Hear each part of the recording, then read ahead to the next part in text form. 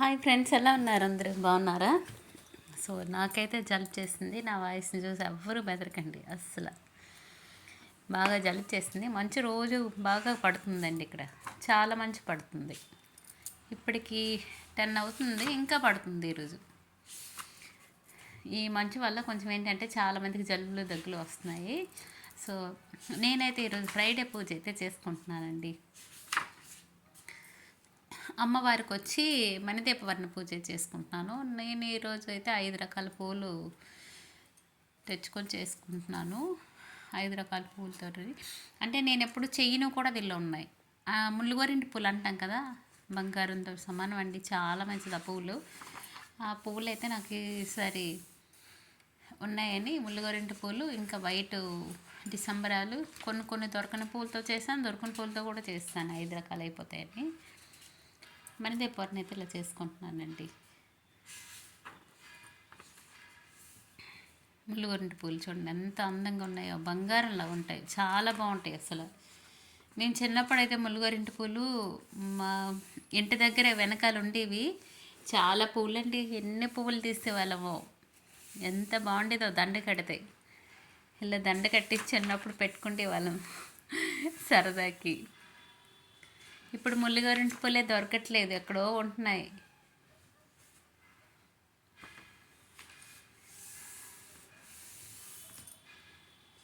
నా పూజ అయితే ఇలా చేసుకుంటున్నానండి.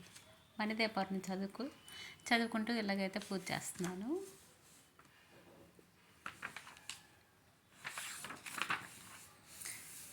ఇంకా 5 రకాలతో ఇలా చదువుతూ పూజ చేసుకున్నాక నైవేద్యం వచ్చి నేను పరమాన్నం పెట్టాను. అమ్మవారికి చాలా ఇష్టం కదా పాలతో పరమాన్నం చేస్తే.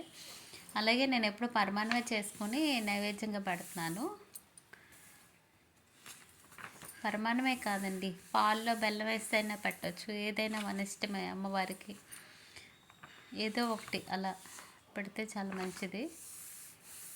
మణిదీపవర్ణ పూజ అంటే సింపులేనండి, పెద్ద అంటే మన ఓపికని బట్టే ఉంటుంది. హెవీగా చేయొచ్చు, మామూలు కూడా చేసుకోవచ్చు. అమ్మవారి దగ్గర మనస్ఫూర్తిగా ఎలాగైతే పువ్వులతో పూజ చేసుకోవచ్చు. నైవేద్యం ఒకటి చేసుకొని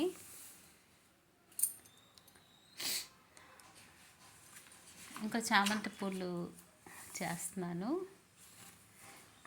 కంపల్సరీ 32 పువ్వులు ఉండాలండి. అలాగే వినాయకుడికి కూడా ఒకటి పువ్వు ఉండాలి. ఏదానికైనా మంచిది ఒక 34, 1, 2 అటు ఇటు అవుతాయి కదా, అలా చేసుకోవచ్చు.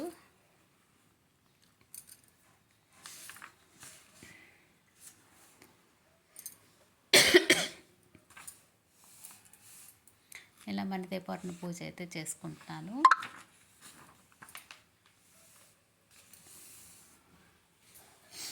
అలాగే ఇప్పుడు చిన్న పాట అయితే అమ్మవారికి పాడుకుంటాను. పూజ అయితే నేను మంత్రాలతో చేస్తున్నాను కదా, సో బోర్ కొట్టుకున్న చిన్న సాంగ్ అయితే పాడుతున్నాను.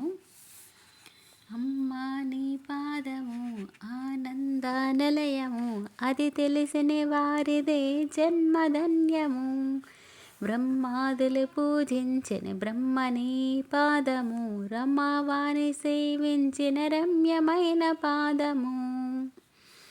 కైలాసగిరి యందు కదలాడే పాదము, అలమేరు నిలయాన్ని అలరించే పాదము. అమ్మా నీ పాదము ఆనంద నిలయము, అది తెలిసిన వారిదే జన్మధన్యము.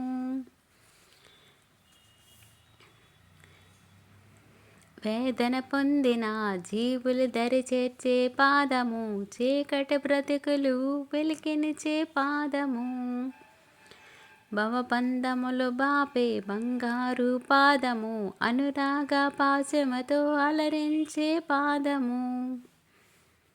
వేదశాస్త్ర పురాణాలు విహరించే పాదము, శివతాండవ జపములు ధన్యమైన పాదము. యోగేంద్రులు జపతపములు ధన్యమేని పాదము, భక్తజనులు అర్చనతో శోభిల్లే పాదము. అమ్మా నీ పాదము ఆనంద నిలయము, అది తెలిసిన వారిదే జన్మధన్యము.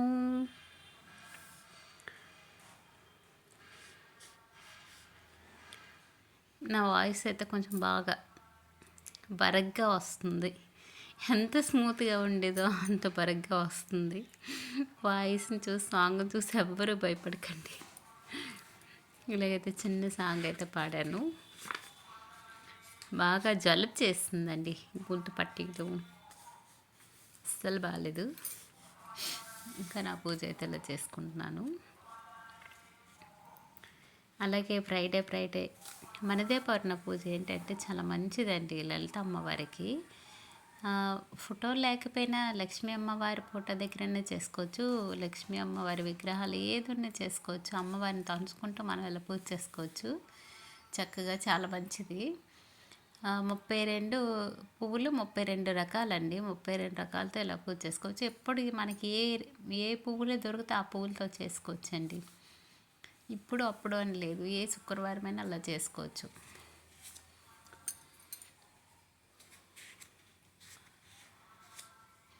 ఏదైనా ఒక కోరుకుంటూ అలా పూజ చేసుకోవచ్చు అమ్మవారికి. అలాగే ఇక్కడ గంట పెట్టాను కదా ఒక ప్లేట్లో, ఎప్పుడు గంట కిందని పెట్టకూడదండి, మా ఫ్రెండ్ చెప్పారు. అందుకని ఒక ప్లేట్లో అయితే పెట్టాను. మనకు తెలియని ఇంకొకళ్ళు అడగడం కూడా మంచిదే. అలాగే ఏదైనా మనకి ఇలాగా చూస్తున్నప్పుడు తెలుసుకోవడం కూడా మంచిదేనండి. నేను మా ఫ్రెండ్ వాళ్ళు ప్లేట్లో పెట్టారు, అప్పుడు నాకు డౌట్ వచ్చి అడిగాను. నేను అడిగితే అప్పుడు ఇలా చెప్పారు. అందుకని నేను కూడా ఒక ప్లేట్లోనే పెట్టుకుంటున్నాను. చూసి నేర్చుకోవడంలో ఏ తప్పు లేదండి. మనకు తెలియకపోతే ఏదైనా అడిగి తెలుసుకోవచ్చు. ఎలాగైతే అమ్మవారి పూజ అయితే నేను చేసుకున్నాను.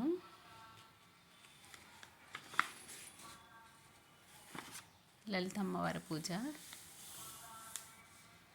చూడండి, చామంతులు పెడితే ఎంత అందంగా ఉన్నాయో కదా.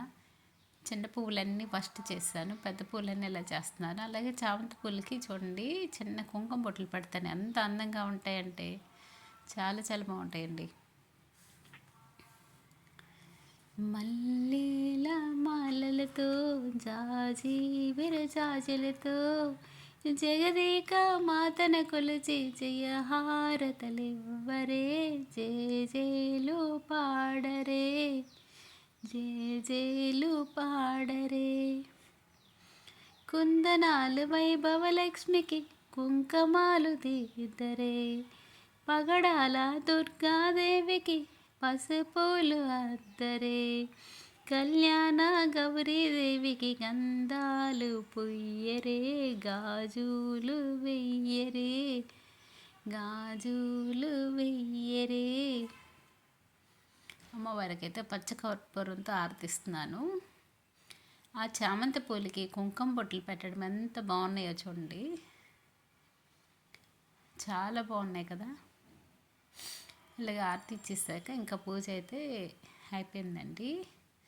ధూపం దీపం సమర్పయామి, నైవేద్యం సమర్పయామి అంటే పూజ అయితే చేస్తాను. ఇంక ఇక్కడ వచ్చి కామాక్షి అమ్మవారి దీపం వెలిగించుకున్నాను. ఇరువైపులా పెద్ద దివకుందులు అయితే పెట్టేసి ఇలా పూజ అయితే చేసుకున్నానండి. ఇక్కడ లక్ష్మీ అమ్మవారి దగ్గర అయితే ఒక గులాబీ పెట్టాను. అలాగే వినాయకుడి దగ్గర, శివదేవుడి దగ్గర పూజ చేసుకున్నానండి. ఈ వీడియో నచ్చితే లైక్ చేయండి, షేర్ చేయండి.